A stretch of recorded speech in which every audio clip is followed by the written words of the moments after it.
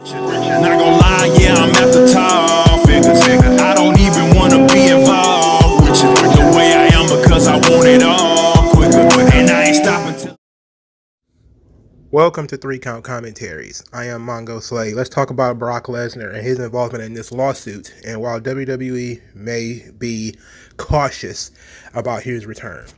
So there was a couple of Brock Lesnar mentions on October the 14th, Monday Night Raw. He was mentioned by Cody Rhodes and Seth Rollins. This led to a lot of talk and discussion about Brock Lesnar's return. Of course, there's pros and cons to this. There's people who are excited. There's people who are not excited. There are wrestling journalists like Fightful who said this is not occurring anyway. There have been no talks about it. There have been other journalists who have said that there is talks. Look, it doesn't matter. Me personally, big fan of Brock Lesnar, and I would be glad to have Brock back. This show, these properties need Brock Lesnar right now. But the company is making the right decision by not bringing Brock Lesnar back in yet.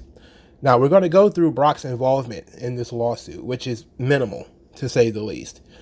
But there's enough there that you have to dig into that well. But first, let's start with what he was accused of. Okay, so we're going into the Janelle Grant lawsuit.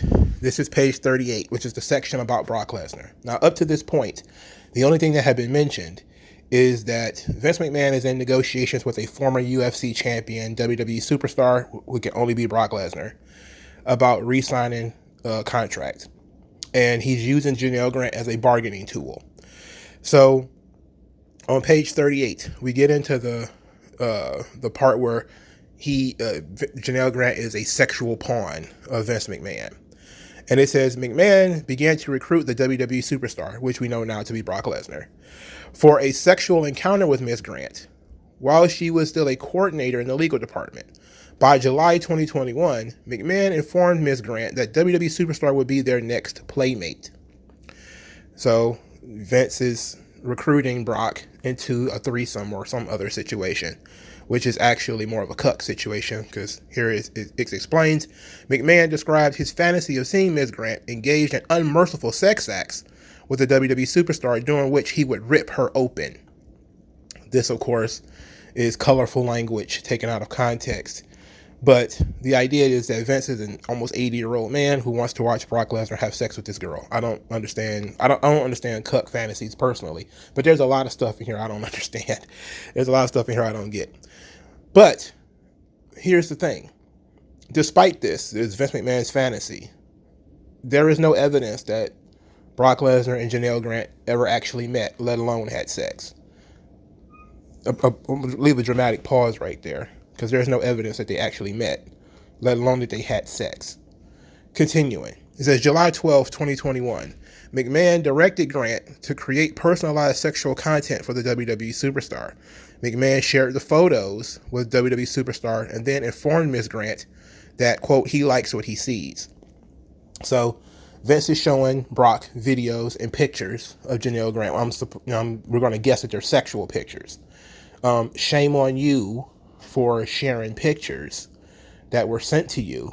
But it's also implied in here that she knew these pictures were going to Brock Lesnar, because it says that Ms. Grant to create personalized sexual content for the WWE superstar.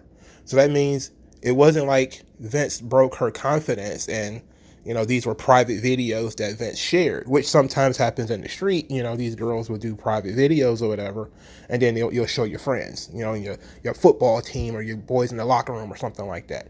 This is literally, she created the content knowing that it was going to be shared with Brock. Keep that in mind. It says on July 20th, 21st, 2021, McMahon flew or caused WWE superstar to fly on a jet into a local airport and travel into Connecticut for what McMahon described to Ms. Grant as a business dinner, that's in quotations, as well as a sexual encounter with Ms. Grant in McMahon's condo. Upon information and belief, the dinner was to discuss the WWE superstar's continued involvement with WWE. Prior to the business dinner with McMahon, WWE superstar made a brief visit to Ms. Grant's building. However, WWE superstar did not return to the building for a sexual encounter because he was too intoxicated and taken back to the plane. So this was one of those times where they almost met. Now, to break this down, Vince is inviting Brock to his condo for a business dinner. It's put in quotations, but they're still in negotiations about Brock's new contract. Now, I want people to recognize this. Vince and Janelle Grant live in the same building. So when they say that the WWE superstar made a brief visit to Ms. Grant's building, well, that's where Vince's condo is. They live in the same building. So it's not like he went out of his way to go to Janelle Grant's building. He was going to Vince's condo. So he was already there. That's the little things that you have to pay attention to. Unless she has some kind of second residence that we don't know about. But as far as we know, she lived in the exact same building as Vince McMahon. So the framing and the phrasing are very important here. And then it says later that evening, McMahon recounted the story about his dinner with the WWE superstar and sought to salvage the night by requesting a role play. So Brock is gone. Vince and Janelle Grant have role play. They do their thing that night. So then they go into more about events. It says August 26th. So this is months later. This is from July to August, right?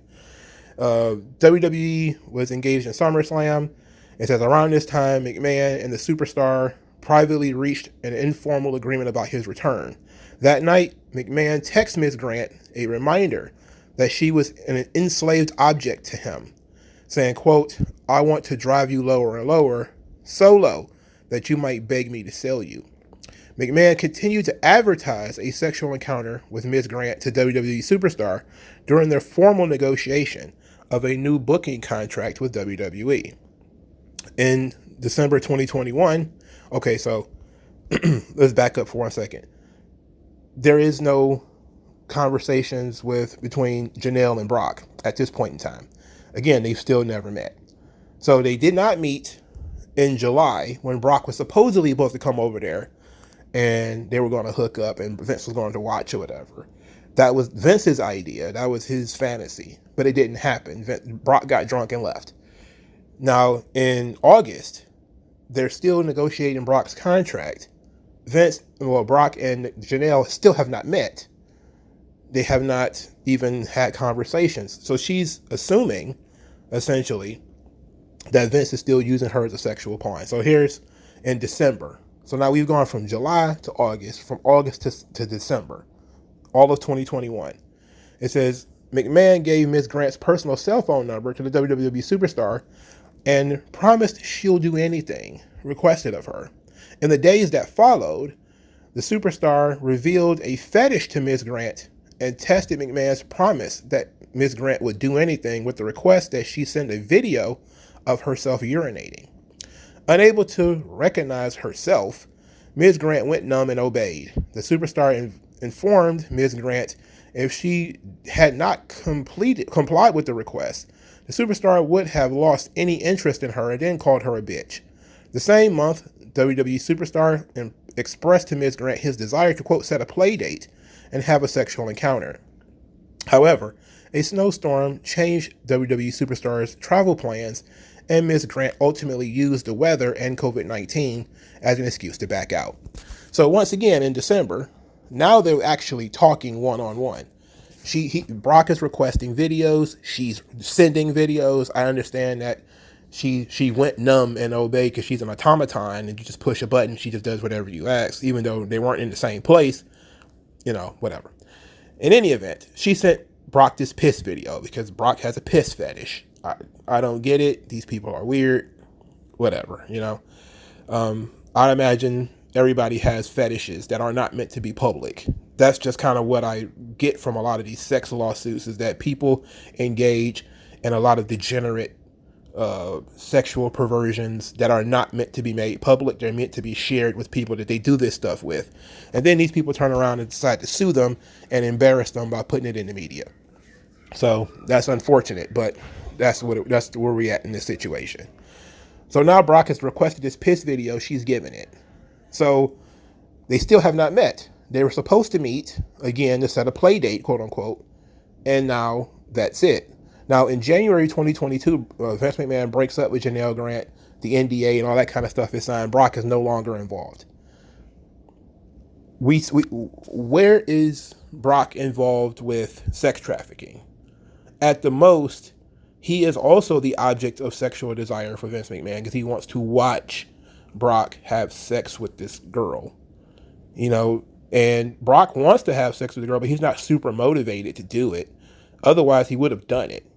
The conversations began in July, and by December, it still had not happened. At most, he saw some pictures and videos. That was it. And some of that stuff was directed towards him, which means she knew he was going to get it. There were some things, I'm sure, that she did not know that he was going to see. But then there were things that she made specifically for him, even on a one-to-one, because it doesn't say in December that this stuff went through Vince. Now, earlier in July, she was sending content to Vince that Vince was sending to Brock. So that means that in the lawsuit, as further we go on through discovery and everything, they're going to have to go through Brock's phone. That's why you don't bring Brock back, because you don't know what's in his phone. You don't know what's in Vince's phone. You don't know what's in Janelle Grant's phone. So we don't know how deep this well goes. We don't know, there may have been more contact between these two people, these three people, than we know. That's why you don't bring him back. But Brock literally didn't do anything that, you didn't deal with in a fraternity or on a team of some sort. These kinds of things happen, especially in Hollywood. Now, I know we're all sensitive to the treatment of women and sex trafficking and, all this sort of stuff. But ultimately, this guilt by association makes no sense. Of course, Brock and Vince are close. They're closer than I thought. They're too damn close, as Vince wants to watch Brock have sex with the girl. And Brock even entertains it. And the entertainment of it we can see the evidence of that in the text that Janelle Grant provided, where Vince supposedly texted her, "Here's what blank said after I told him that part of the deal was fucking you.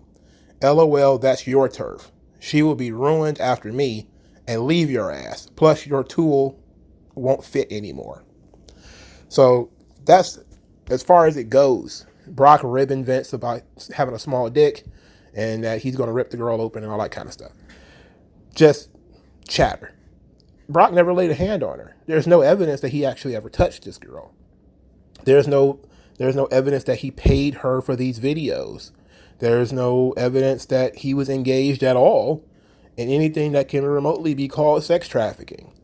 If Brock Lesnar is guilty of anything, he's guilty of the same stuff a teenage boy would be guilty of, which is seeing videos that maybe of his friend's girlfriend that he should not have seen, or whatever the case may be. And then, of course, the extent of that she was creating content for him, which is whatever. But because we don't know the full extent, this is just what it was released to the public.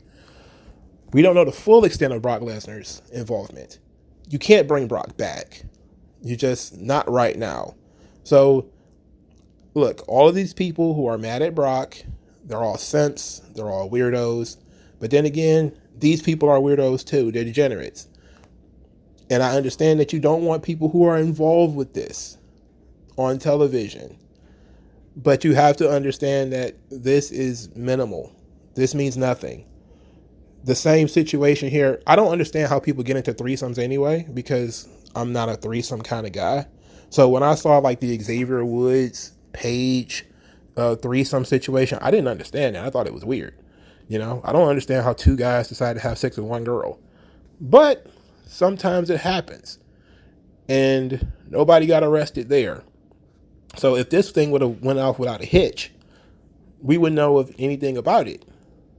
So it was clear that, at least to some degree, the people involved were either into it or willing to do it, whether that was under duress or not. But it didn't happen. So all the talk that we're discussing here are about things that did not happen. Brock did not touch this girl. We have no evidence that Brock even met this woman. At most, he saw some videos.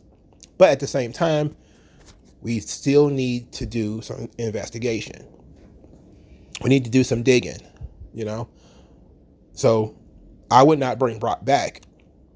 Even if we have a quote unquote investigation, you know, people are talking about, well, that Brock's going to be investigated and he's going to come up clean. Maybe. But also remember, Vince is under federal investigation as well.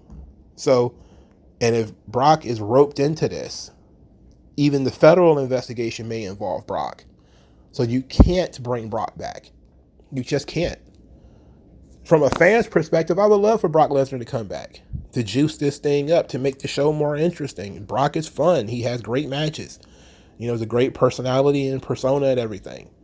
But on a company level, you have to be careful because you don't know how close these people are. You don't know how much contact that they've had with this defendant or this plaintiff. And you don't know how deep the well goes. You also don't know what the federal government's going to find. So you can't bring them back. It just doesn't make sense right now.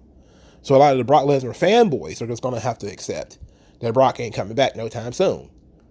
So it doesn't matter what Fightful thinks. Fightful doesn't know shit. Common sense would have you not bring Brock back. It took all of this thing is blown over. And it ain't going to blow over in no time soon because it looks like Vince is going to fight this thing in court, which means it's going to drag out even more. So there's that. But let me know what you guys think, and I'll talk to you guys later.